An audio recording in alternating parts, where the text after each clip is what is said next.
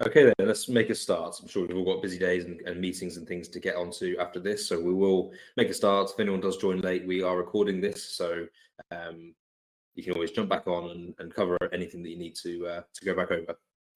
So today's agenda, and we're all talking about today, is essential email security. This is actually a rerun of an event that we did in December. The content was quite well received, so we thought we'd bring it back to you again in March. Hopefully those, as I said at the start, if anyone did give us our delivery addresses, you should have your boxes full of tea, coffee, and I believe there's some sweets and nice biscuits in there as well. So enjoy those. Quick agenda for today. I'm going to go through some housekeeping, do a couple of quick introductions to the speakers that we have with us today.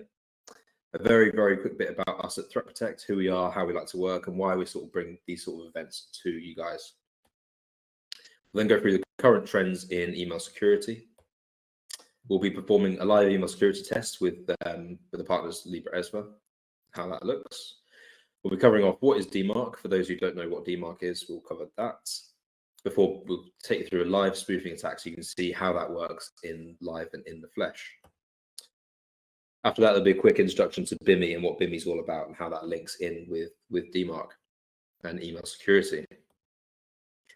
Following that, there'll be an opportunity for a quick wrap up and Q&A. So for the housekeeping, we will be muted during the presentations. We do value your opinions, but please use there's an emoji reaction feature in the bottom left-hand corner, as well as a Q&A box to put any questions, which we will get to. As I said, there's an emoji feature, so use that to react. If anyone makes a particularly funny joke, you can give us a thumbs up or anything like that. Use that to let us know your thoughts on the content. So there's a Q&A feature box as well. Any pressing questions we'll try and get to as soon as possible. Other questions we'll get to at the end of the session. There's a poll question running. Obviously, this is a virtual event. The question that we've got going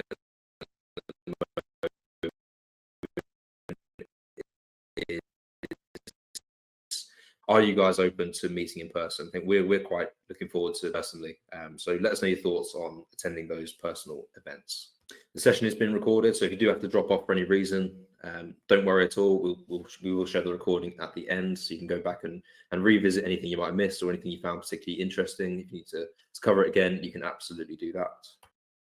Quick bit about us at Threat Protect. Who are we? What do we do? And why are we here today? So we are a very quickly fast-growing London-based cybersecurity consultancy. We do specialize across a focused range of cybersecurity services, and through that we are very platform agnostic. So whilst we have got guys from Redshift and Libra-Esva here today, we do partner with multiple vendors that just to bring our client base the very best and most appropriate solutions in cybersecurity. And we do take a people, process, technology approach that works both internally and externally. We like to get to know both ourselves internally as a team. We work very closely together. And that's how we like to work with our clients as well. It's get to know you, get to know your business, understand your specific needs and wants before making any sort of commercial recommendations or technology recommendations. And how we do that is it's in line with the NCSC's cybersecurity frameworks. We call it our cybersecurity risk assessment. It's basically how we like to operate. And there's 4 key objectives, and those are managing security risks, protecting against cyber attacks, detecting cybersecurity events, and minimizing the impact of incidents. They're basically the NCSC's guideline for aspects of cybersecurity to consider. And all that we do and all the conversations that we like to have with our prospects and clients map against these 4 key areas. So that's a bit about us. So without further ado, I'll get on to the introductions of who we've got today. So myself, Johnny Kerr, marketing lead at Threat Protect. We've also got Sean from Libra-Esva joining the call. And as well as that, we've also got Harry, who's UK channel manager at Redshift. So at this point, I'm going to hand over to Sean, who's going to take us through sort of some of the email security trends that we're seeing at the moment and a bit more about Libra and how that works before we pass on to Harry, and we'll do the live spoofing attack a bit later on. So Sean, if you'd like to take control, and over to you. Yeah, great. Thank you very much for that, Johnny. So hi everyone, my name's Sean Panabianco. I'm from Libra-Esva, so we are a specialist email security vendor. We keep our focus solely on this one area of security, which allows us to be, well, slowly become industry leaders at what we do. Now, what I want to run through people today, as Johnny said, is just some of the trends that we are seeing in email security. And I want to run you through two of the most common attack vectors that we've seen. Now, one of the most prevalent ones that a lot of us may remember from a few years back that made front page news is ransomware. When this hit the NHS, it was a variant called WannaCry. Now, what ransomware will do, it's a particularly nasty attack, is that once they are able to compromise somebody's machine by having them click on a link, is it will then encrypt all of the machines within an organization's network, and they will hold you to ransom. They will demand payment upwards of millions to unencrypt all of the machines and unencrypt all of the files. And this, as we saw in the news with the NHS, brings everyone to a standstill. Now, when this was almost first emerging annually, there was losses of up to 345 million per year to ransomware attacks. And ever since this started making front page news and I guess become the tool of choice for hackers, there's been an exponential increase. And we're now seeing losses of up to 20 billion as of 2021. The most common one a lot of people here will be familiar with is phishing. So, I mean, I myself remember when you get your first Hotmail account back in the early to late 90s, you'd receive emails from a Nigerian prince promising you a stake in their fortune. This is on the basis that you sent them a couple of £100 for the processing fees. Now, this was a very early and very basic example of phishing. Even back then, this was successful. Now, ever since the dawn of phishing, this has now become more and more targeted, and they're starting to look more and more like correct emails. So a number of you will have either to your work or your personal email received something that could look like an Amazon email to say that you've forgotten your password, maybe Netflix, maybe Spotify.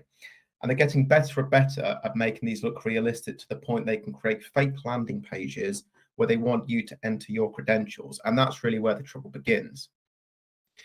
Now, this is such a prevalent attack that it actually affects, if we break down the statistics, almost 1 in 2 people globally every single day. And this is targeting not only the general public, but also organizations. Now, the people that are launching these attacks, ransomware and phishing, they're not fussed if you're a 1-person organization, 10-person organization, or public sector. It can happen to anyone. They're not fussy because if you are an organization, you're dealing with 2 things that they want, and that's data and money. Now, another one that's we've started to see come around a lot more, and I'd like to give you a live demonstration of soon, is called Wailing or business email compromise. Now, what the hackers are able to do in this instance is to actually mimic the email address of a managing director or somebody who's in a very senior position at an organization and send this, for example, to somebody in finance or operations to say, we've missed a payment to company A. We need to pay them today. We haven't paid them £50,000, £75,000. Can you get this done now? And this works in 2 ways. Firstly, from cleverly mimicking the email address of somebody in a senior position, but also social engineering. Because if they've compromised your account and they can see that you're having a particularly busy day, slipping something like this in is something that may be overlooked, and this is where losses begin. And in 2018, this was costing organizations globally $12.5 billion. And one of the nastier ones, which isn't particularly has anything to do with gaining money to the hackers, this is meant purely as a disruption technique, is malware. And once something like this gets on your machine, it won't encrypt the files. It will start to destroy them, delete them, and it will aim to spread across the network. So if you're in an office of 100 people, the malware gets into one person's email and they click it and open it. This could mean that years and years of emails, data are destroyed instantly. And the average recovery cost globally sits at $1.85 million. Now, if you're a smaller organization, about 20 to 30 staff big, and you're hit by malware, wailing, or a successful phishing attack, this can actually spell the end for you. And it's around 85% of SMEs have to close doors after a successful attack because it's just not possible to recover, unfortunately. So a lot of the time, a lot of the questions that I get from people inbound that speak to me or that I'm speaking to is why is it that we need something extra? They'll say to me, I've got 365 or I've got Google Mail. You know, everyone uses it. We've not been hit by an attack yet. And the word that I will always pivot on is yet. Because again, it doesn't matter what size your organization is, you're dealing with data, you're dealing with finances, you are a target ultimately. And these are some of the most common things that I hear, is that Office 365 has all the security that we need. Now, yes, Microsoft is one of the world's largest organizations for software, and they do include a mail client. They do not include an extensive amount of security when you deploy 365. So if you have a new starter or you have people currently working for you, you put Outlook on their machines. Yes, you have a basic sandbox. Yes, you have basic spam rules. You do not have zero-day threat protection, and you do not have very extensive URL link checking. Now, especially during COVID, and really this is something that couldn't have been helped at the time, is that a lot of people were putting their budget towards remote working. People had to invest in laptops, web cameras, and VPNs. But one thing, again, that they overlooked was email security. And unfortunately, the hackers played on this, because they'd be trying to send you emails that pertained to COVID regulations at an organization, a PDF that had a clickable link in saying, read our new regulations here. And unfortunately, a lot of people fell for that. And without having invested in a security solution, there was loss of money and there was loss of productivity. Sure, I'm going to stop you quickly a second. Yes. Apparently, people can't see the slides. So can people use the emoji feature just to, if you can see the slides, give us a thumbs up. If you can't see the slides, give us a thumbs down or something, or react with an angry face. So let me give this another try then. Yeah, just try and thumbs down from one. Let me try it again. Sorry about that. So is it coming up now for you? There's one thumbs up. Yeah, so some people can see. Another thumbs up. I think we should be all good. The slides will be shared as well as well as the recording. So don't worry if you miss anything that Sean's been speaking through. We will share those at the end as well, so you can go back through it. But apologies for that little technical issue there. I think we're all good, Sean. If you want to crack on. Are we good? Yeah, really sorry about that, everyone. Really sorry there. Yeah, I'm not sure what's happened there. That's right. It's okay. So I mean, one of the other final things that I'm often told, and this is where I want to lead into giving you a live demonstration of it, is our existing IT is working fine. Why should I change? And this comes about because a lot of people will invest in an email security gateway. It's something that, of course, as an email security vendor, we recommend, but not all security products are made the same. And in a lot of instances, there are others on the market where they charge a premium. And typically, when you think you're buying a premium product, you're going to get premium results. But again, this is not the case, and it's something that we can demonstrate to you. And lastly, as I've touched on before, is it won't happen to us. And again, this comes back to, it's not a matter of if, it's a matter of when.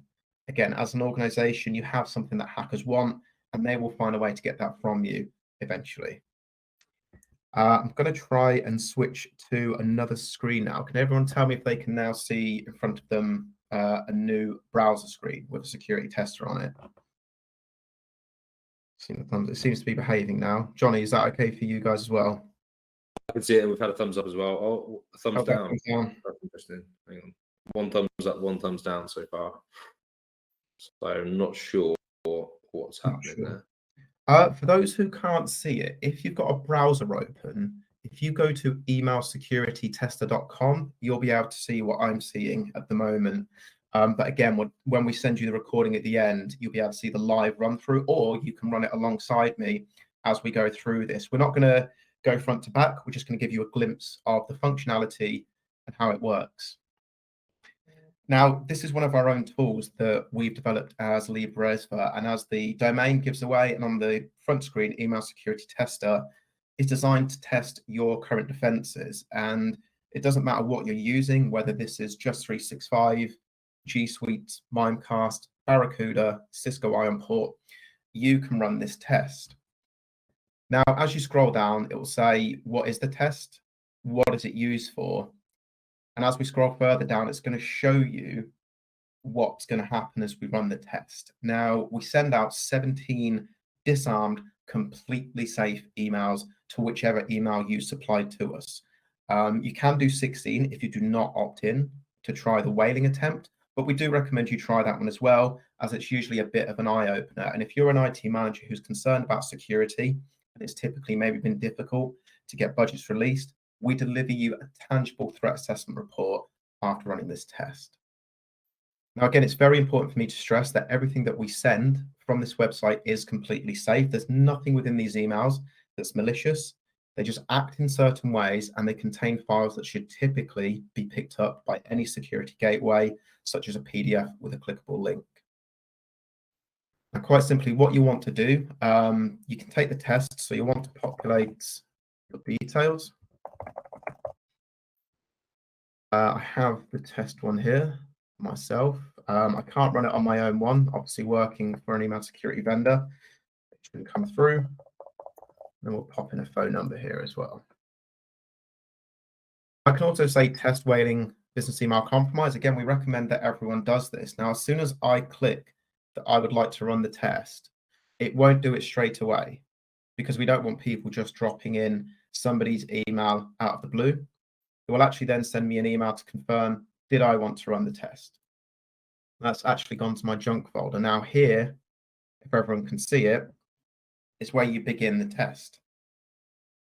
So as soon as I click take the test, it's going to start trying to send me emails. We've got one, we've got a lot of them. So very quick reference, this email that I've set up is running just Microsoft 365 with no extra layer of protection. So again, let's imagine that you work at an organization, you've rolled out Outlook for all of your staff, but no gateway. These are all the emails that could potentially land in your staff's inbox, whether it's the junk or the inbox. Now, a lot of people say, well, it's come to my junk email, Sean, I'm safe. And this is completely incorrect. You get curious clickers at the end of the day. And sometimes genuine emails will also go to your junk folder, so people get curious and click in there. Now, I won't run through all of these one by one. Again, they're laid out on our website. But when you see the volume of these that come in, that have been received, dangerous HTML link, HTML cleanup, RFC abused HTML, it's a bit of an eye-opener. If we come back to the website, we'll then say, get to your report. Now, I won't do this myself, as this can take up to 10 minutes. But you work with the website, it will say, who is your email security provider? Mine here is 365. And it will walk you through 1 to 16. Did you receive email number 1? And you'll tell it yes or no. And with the link in there, what did it do? Did it take me to a red screen? Did it take me to a splash page? Or did it block it? And you work through it in that method for all of the emails that you received. It will ask, did it land in my inbox or land in my junk folder? And at the end of this, you'll receive, as you see on the right-hand side, a PDF that gives you firstly a score, and it will tell you how you did on each email. Now, this gives you a very baseline, tangible threat assessment report. What we do welcome people to do is, once they've run the test, is to book in time with one of our engineers at Libresva. Similar to what Johnny's done, we'll send you another coffee box, but we'll send you a mug as well this time. I didn't get one, Johnny. And then we can actually run through in complete detail where the gaps are in your current posture. So is it something to do with your sandbox? Are the URL checking links not up to scratch? And then how is it you can bolster your defenses? How is it you can make yourself and your staff even safer? So at the end of this, we will send out the link to you. You can run the test in your own time. And then if you would like to investigate it in more detail, we do welcome you to reach out to us. From myself, that's my part done. What I'd like to do now is to hand over to Harry at Redsift, who will take you through a live compromise. Sean, do you have a copy of what the report looks like in more detail than just those small images? I can send one out to people at the end. Yes, of course. I can send the one out that's just been linked to my own email address, and then get that sent out with the link at the end to everyone. Cool. Awesome. Thanks, Sean. So let me get my screen share going. Cool. So hopefully that is showing up. Maybe, John, if you give a quick thumbs up or a confirmation, that'd be fab. Yeah, I've got it again, guys. If you could just give us a thumbs up if you can see it, a thumbs down if you can't. Obviously, we'll We'll do our best. Another thumbs down. I'm not sure what's happening here because I can see it. Let me see if I can. Let me tilt, Harry. Let me control. Yeah, let me hide. Because I believe that mine was showing fine at the start, and I've got your slides as well. So 1 sec. Stop sharing. What's going on? share screen. Sorry about this, guys. We are cybersecurity experts, not screen share experts.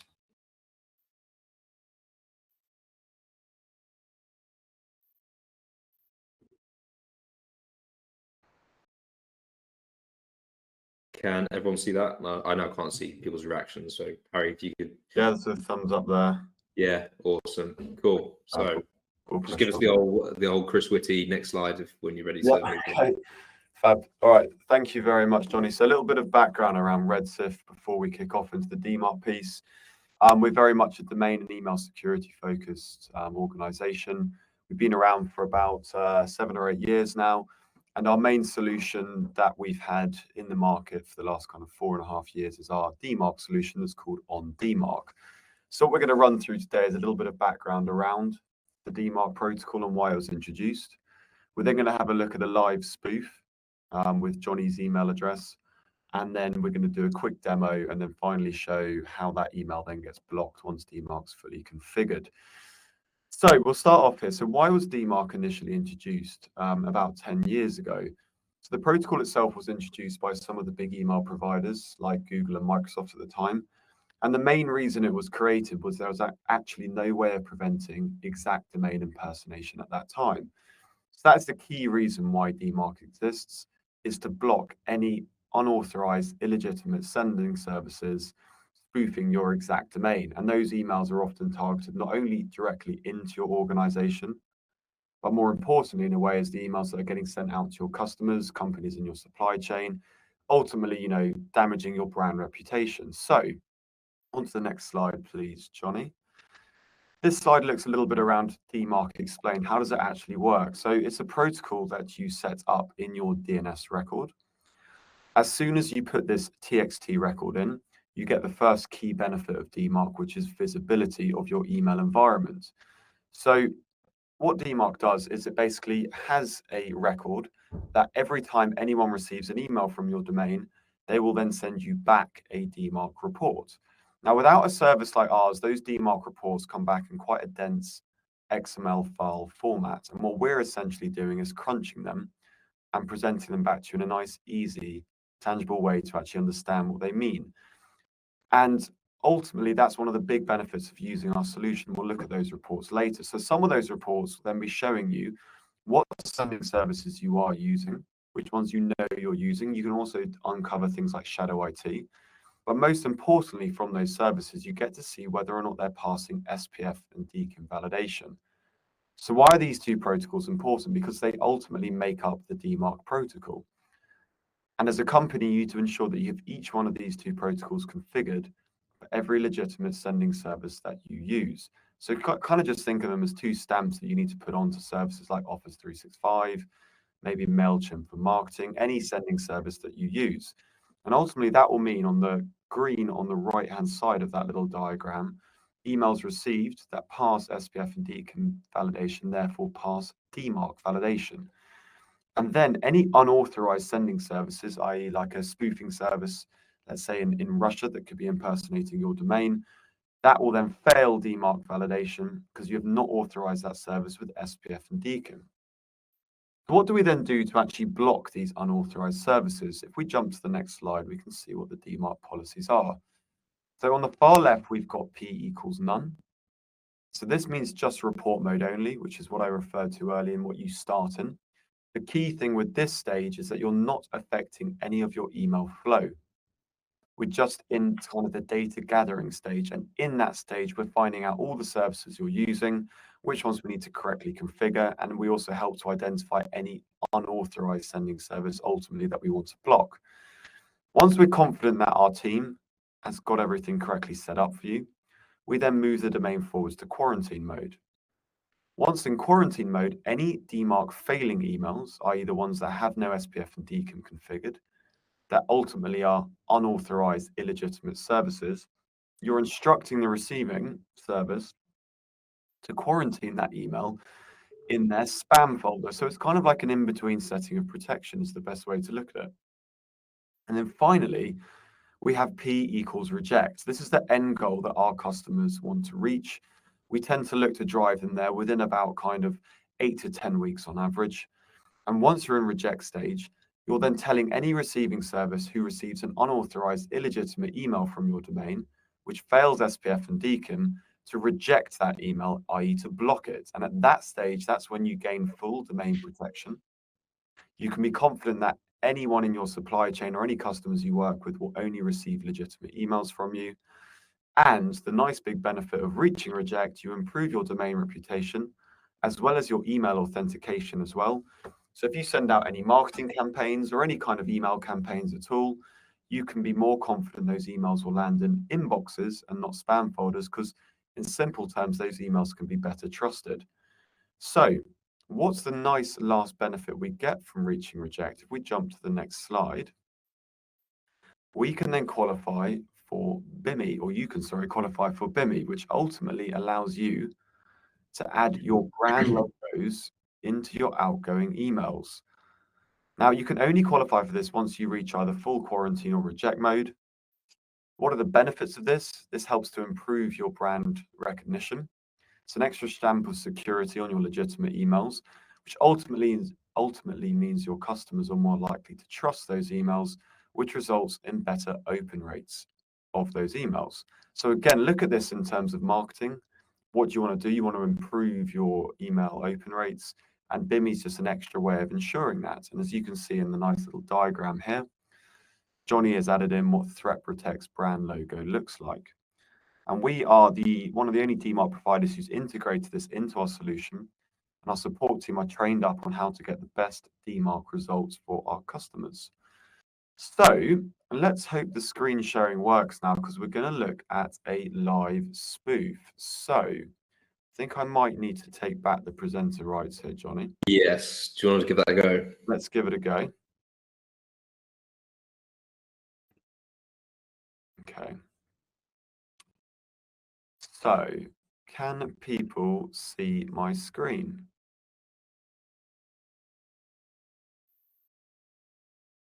Thumbs up, Johnny. Yeah, that's a thumbs up. Lovely. 2 more thumbs ups. I think we fixed the crack problem on we might have had. Yeah, another thumbs up. Awesome. Fantastic. Nice.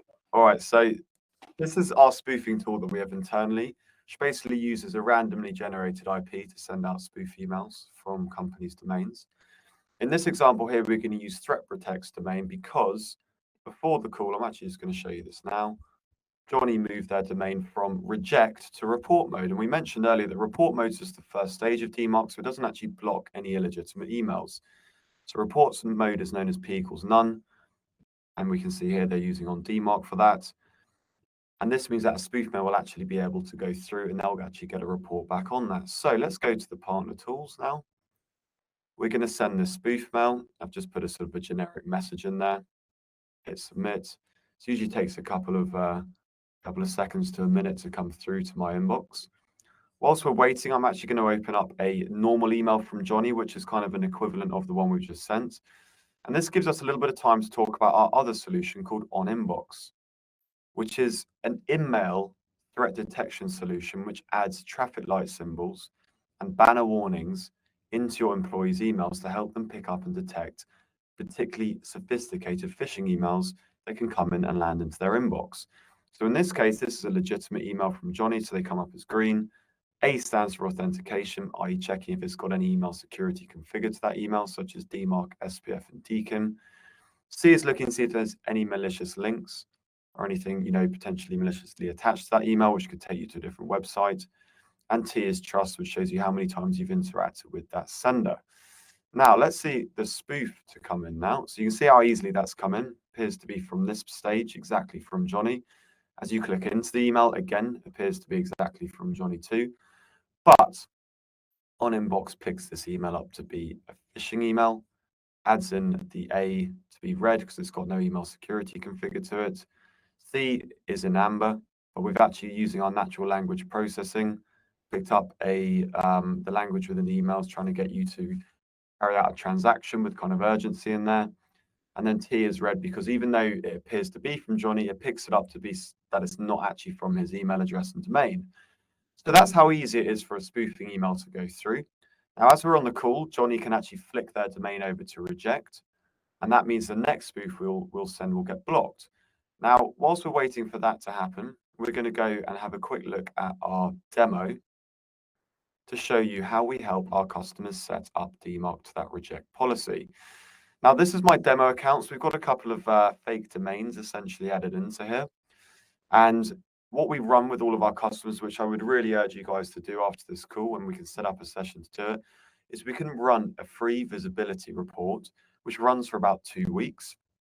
All you need to do is make an account, email and password, pop your domain into here and hit next. It's completely free to do this to start with.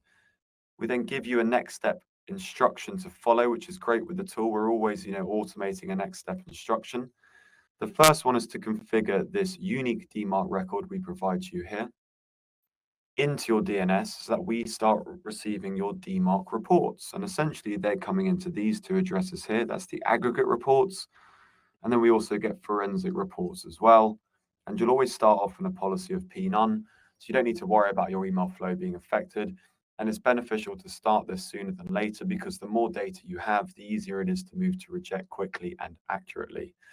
So what do the reports actually look like? So it's worth noting that without this, the XML reports that you would usually be working with, which I'll just show you whilst we're on there. So for one email, one report would typically look like this. Whereas our reports that we're crunching get broken down and presented back to you like this. So we've got 4 high-level reports: compliance, receivers, and location and delivery. And then our best report is the in-depth senders report down here. So we'll whiz through these high-level ones first of all. The compliance report, this shows you the number of emails being sent from your domain a day and how many of those are passing and failing Dmarc validation.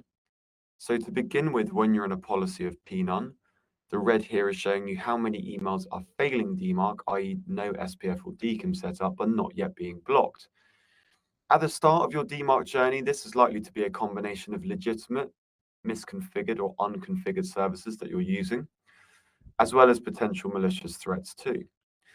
Once we're confident we've got everything you are using correctly set up with SPF and DKIM, we can then move you to quarantine mode, which is then shown in this yellow color here.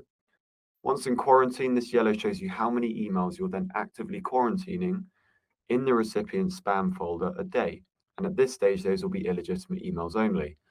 And finally, once you move to reject, the end goal, this red crisscross is showing you how many emails you are actively blocking per day.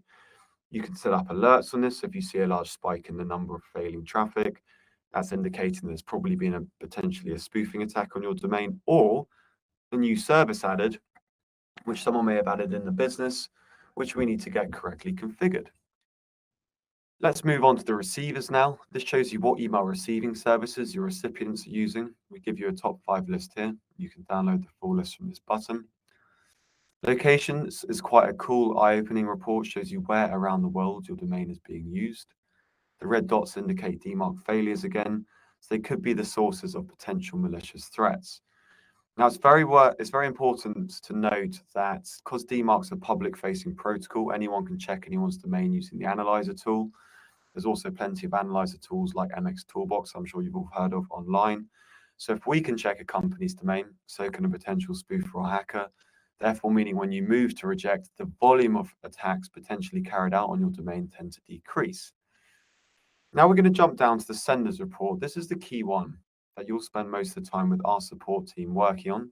It's worth noting at that stage, part of our solution is our support team, which ensure that you get to that reject status without having to, spend hours trying to digest the reports, and they point you in the right direction on what DNS changes to make. But going back to this report, it shows you all the different services we've detected to be sending from your domain in that time period. This will have a combination of legitimate services you're using, potential shadow IT, and also some potential spoofing services too. You can rank these services from their reputational score. So anything that comes up with a red dot, we haven't got any in this example, will be, notifying you of a spoofing service. Now, as we move along, the important thing to look at on here is you want to start looking for services you are using. And you want to then see if there are services you're using with a low SPF and DKIM passing rate, like MailChimp.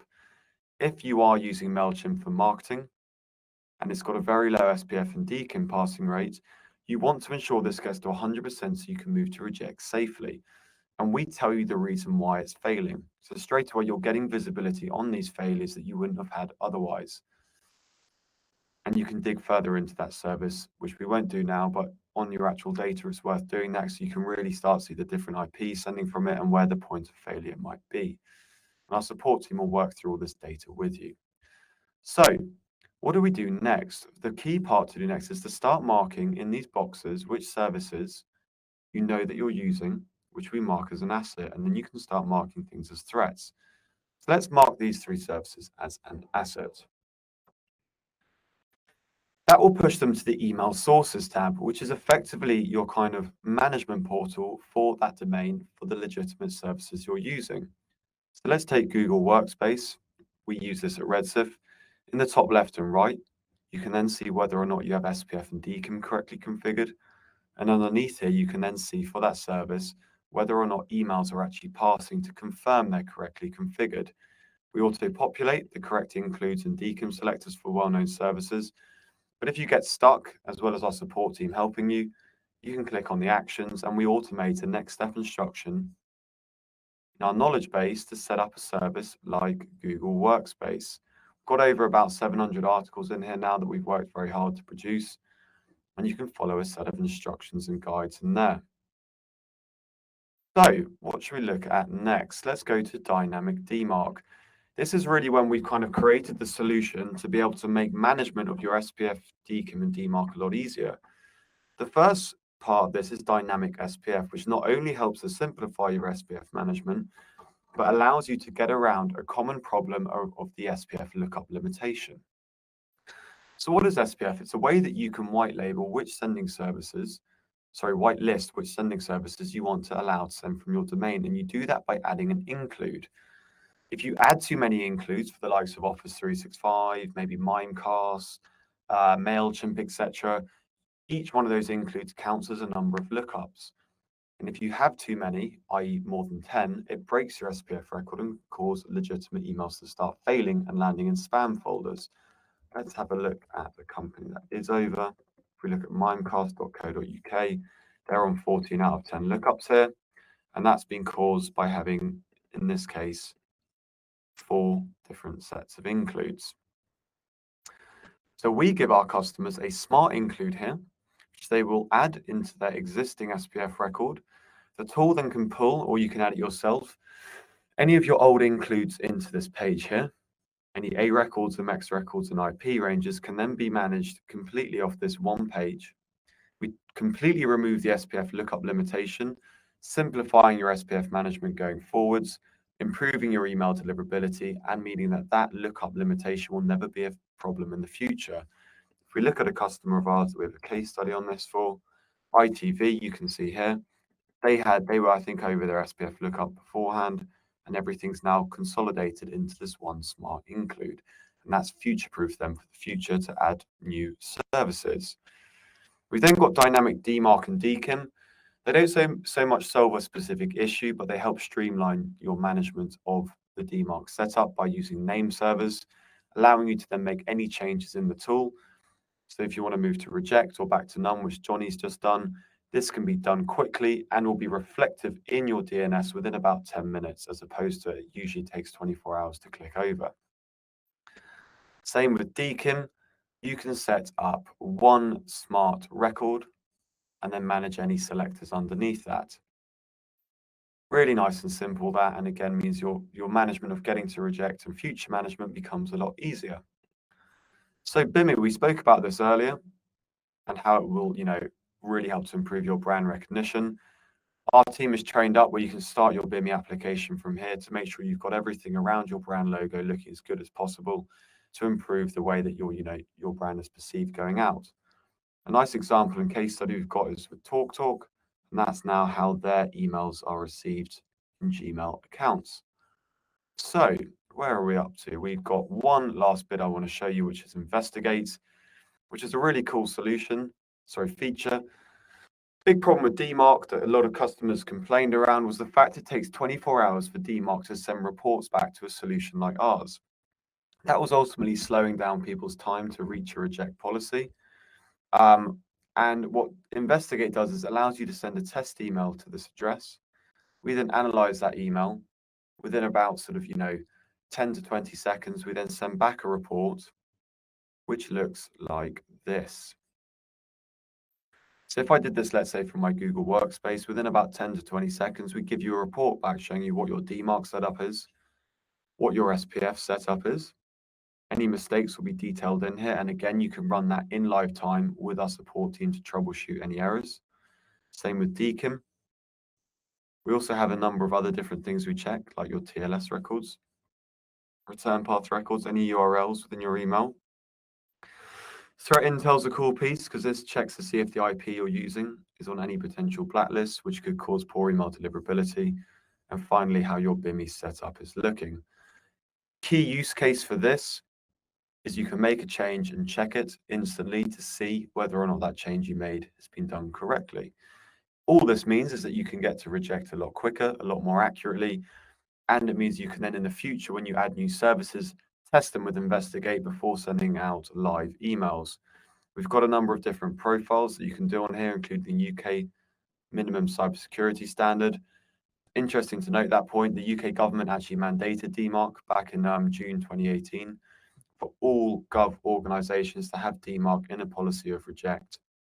As you know, that they saw this as a key thing to ensure that only legitimate emails are being received.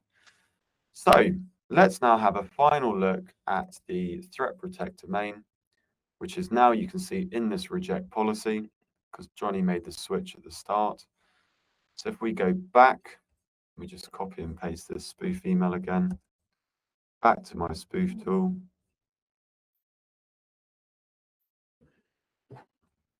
I'll submit this.